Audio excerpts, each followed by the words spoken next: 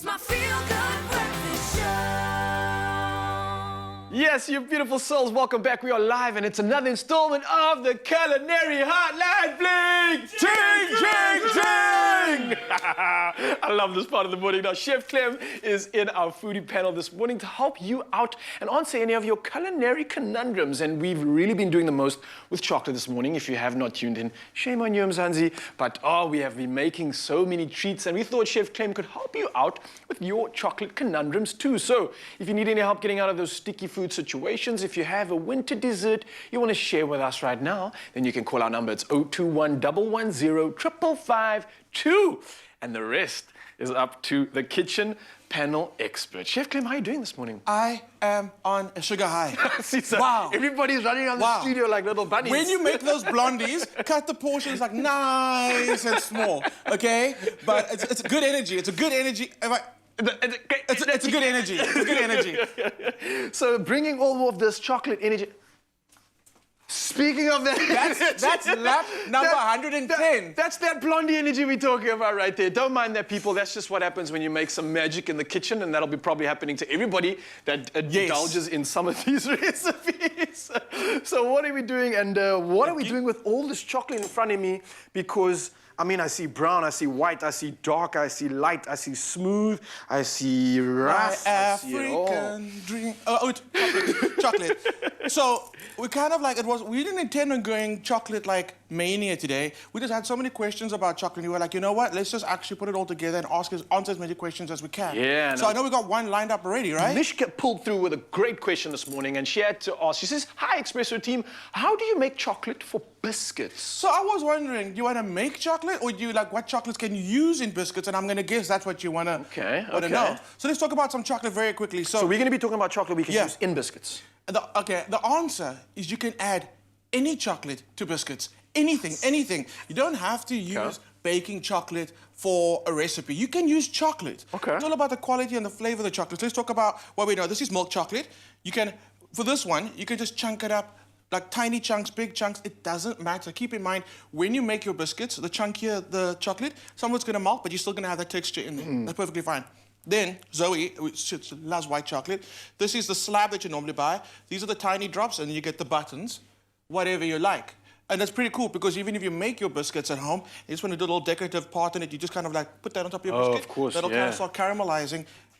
Caramelizing, white chocolate, when you caramelize it, turns into caramel chocolate. What? And have you tried caramel chocolate? No. Woolies have the most amazing caramel chocolate, slightly bitter, got that cocoa flavor coming through, but it's a flavor on its own, and it's so delicious. Then we go with the guys with our dark chocolate. The dark chocolate drops, these are my dark people. chocolate slab. Yeah. Yeah, so dark chocolate, more bitter flavor, more pronounced cocoa flavor as well. If you want to kind of play around, if you like the flavor of dark chocolate but you don't like the bitterness, play around. Do like a dark chocolate and a milk chocolate mix, or dark or caramel. Just play around with the flavors. I like that. And I'm like on the opposite side of the spectrum here, because I know not everybody can handle sweetness, believe it or not. No, it's true. And I'm actually one of those people, like I can't have too many sweet things, but I can have a whole slab of dark chocolate, and I do.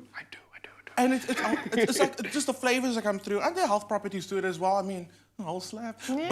But it's delicious, and it's all kind of about finding your favorite chocolate that you love. So, I mean, to answer the question about what chocolate you use in a biscuit, you can use anything, and provided that it works with the biscuit you're going with. If I'm making a vanilla biscuit and I want chocolate, it's kind of your creativity. The contrast, right? You can do whatever you want to do with it. Any chocolate will work. Use it in its solid form. I mean, don't melt it and then swirl it through. You can do that, but you're not going to get as much of the effect. So use it like that. Just chop it up and put it into your batter. That's what you got to do. Mishka, Mohammed, I hope you've been listening, because the answers have been served. Of course, Culinary Hotline bring here to give you all the answers to your culinary conundrums, and it's all about chocolate, right? And we've got another question here. Questions have been coming through thick and fast, and I love this today. Now, this one is from Robin Weingaard. I hope I'm pronouncing that correctly. And it is, how do you temper chocolate? Love this one. What is that even, Clem? We've answered this question before. What is tempering? Tempering is when you take chocolate and you heat it up and you melt those cocoa solids and you kind of blend it all together again, and you strengthen the chocolate. So when you set it, like when you're making our bark, it's got that beautiful snap. And it's got a beautiful sheen to it. That's a strong chocolate. How do you do it? Yeah. Good temper. A good temper. That's my important chocolate. So what we do is we put some chocolate we just chopped up, we put it in a bowl over just simmering water, okay? And can it be any chocolate or must it be a specific It kind? can be any chocolate. I mean, it's also the better quality chocolate that you're using. That's what you're looking for. Can you pass that thermometer? So anything from Woolies, I guess. Absolutely. you know, the thermometer you can pass to me first. Oh, I felt like that almost You went cracked. for Even the warm chocolate it. slab. Okay, I'm coming back with the thermometer. You can have the slab. I just heard chocolate. Sorry.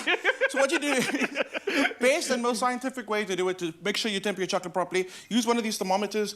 They use them for everything. You'll use them for like when you make roast to make sure the temperature is right. Use it for baking. You use it for this. Just keep these around. They're really, really great. So you want to bring your chocolate up to 50 degrees. And as soon as it does get to 50 degrees, you'll see it'll start climbing. So maybe take it off at like 48. Is there a solution to someone that doesn't have that? Something to look out for, maybe? What I say is then just bring it to the stage where it starts melting and it looks glossy. Look, you should be using a thermometer if you really want to temper your chocolate. Get it a part where it's like nice and melted, nice and glossy. Keep it there for like a minute. Keep on stirring it. Then take it off. And then your job now is to keep on mixing to drop that temperature down. By doing that, you're going to kind of fuse the solids with the cocoa that's in there, and it's going to set beautifully when you make a bark or when you use it for decorations. I just got to say, there's something about malted chocolate. It reminds me of an emotion. It reminds me of velvet. It reminds me of like happiness. And look at this. Hey? Man got deep. Man got deep. Man got real. Man got chocolate in his heart. Chocolate, I feel like chocolate is an emotion. There's a reason it was a currency way back. Are you serious? Yeah, for sure. I need to go back to that world. And it's just, wow. We would be rich. But it is an emotion. You cook with chocolate, you eat chocolate. It's not, no one ever just like does because they don't really list. Chocolate, you crave. Ever seen someone eat a chocolate like this? No, that's horrible. That doesn't exist? It doesn't exist. Doesn't exist? Just go give that person a hug, but the chocolate's going to do give that. them a real chocolate. Give them a real chocolate. Okay. Then we're going to pour the chocolate down. We're going to make bark. And for bark, you do need a good quality chocolate because you want that nice snap. Okay. And for this bark, chocolate bark can be absolutely anything you want. We've got this thing where we do movie night at home. And we just take all our favorite ingredients, we set it on the bark, and then when it comes to the movie starts, you snap the chocolate into little pieces, and that's your snack. Ooh. Okay, there's our chocolate. Now, let's talk about what we want to add to it. Let's go. Have you had these? Oh my goodness. What is that? Popcorn with peanut butter caramel flavor from Woolies. Dang. Don't start. Wow. It is magic. Okay, so you can sprinkle those over before the chocolate starts setting. Sure, you're going to let me handle this. Guys, of course, while you are watching this, you can get all these inspirational recipes, everything else in terms of our culinary conundrum. You can find on expressoshow.com, of course. If you just tuned in, you are arriving at the chocolate fiesta with myself and Chef Clem. It's the chocolate fiesta. So I'm sprinkling this on top, right? Yeah, you can go... Do your thing there. And then what I'm also going to just note, I've got half a bag of salted pretzels. Half a bag, because Graham Richards has been here and he's finished half of it. Okay, cool. I was wondering, like, most of the chocolate bags today are actually half empty. There's a lot of culprits in here. It is. And then we're going to go with, just quickly, chuckles. More chocolate on top. Oh, yes, chuckles. Coconut ice and milk chuckles. Yes, please, for this. Coconut ice. You're going to love these. Mini marshmallows. They're counting us down, but we can do this. We can do this. We can do it. All you got to do is let this set, snap it up, serve it up. Chocolate bark. It can be whatever you want it to be. We've done it. We've done it. One more ingredient. You can add some peanut brittle to it, but I think we've done a good job. Chocolate! Ooh, yeah, chocolate. Chef Clem in the building. That's your culinary conundrum. Unfortunately, that's all the time we have for the culinary hotline today. But if you have any culinary conundrums or want to share your kitchen fails, then you can call us on 021 110 5552 and we'll answer it in the next session. Chef Clem, I'm all chocolated out. I think the studio absolutely loves you. Round of applause. Yes, indeed. Mzansi, you saw it here first. Expressoshow.com. Get it while it's hot and melted.